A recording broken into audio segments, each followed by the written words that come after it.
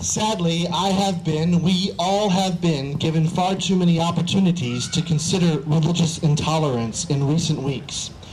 Who among us could avoid the ridiculous spectacle of the threatened Quran burning last month? The individuals who instigated that circus are too inarticulate, too ignorant to have incited serious debate about the legitimacy of their actions. And yet what they threatened was so damaging, so hurtful, and so dangerous that we could not remain silent, no matter how undeserving they were of our attention. I, like most of you, when I learned of the swastika in our community, was shocked and angered.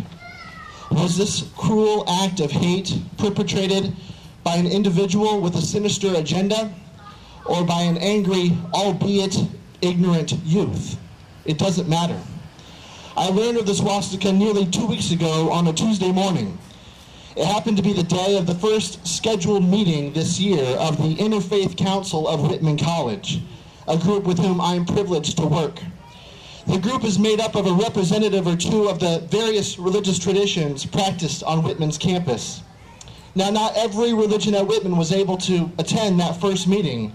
Nonetheless, students from 6 different religious perspectives gathered that day to share a meal.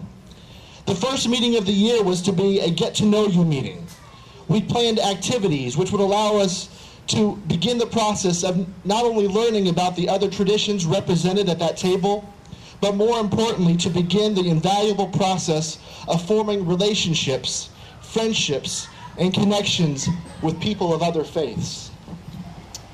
But most of this activity was unable to happen because there was a recognition that while building relationship is important, discussing and responding to what happened here in Heritage Park was more critical. It was critical to the identity of that group. Indeed, it is critical, I think, to every person of faith, no matter your tradition. You see, the recognition of our common humanity is enough to compel us to stand up and say, this isn't okay. But for those students gathered around that table on that Tuesday noon hour, I would argue that there was something more. There was a recognition that even though people of faith spend a lot of time defining their beliefs and practices as somehow different from other people of faith's beliefs and practices, and even though we didn't know each other particularly well, there was a recognition that the Jewish students in our midst had been targeted, that the broader Jewish community had been targeted, and indeed that our entire community had been victimized by what happened here.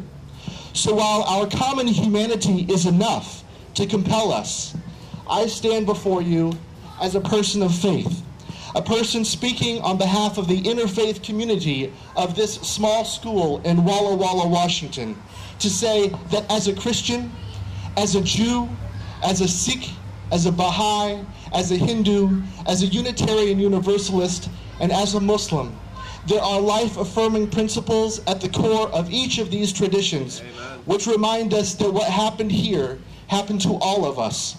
And as such, we stand in solidarity to say no to intolerance, wherever and against whomever it is perpetrated. Amen.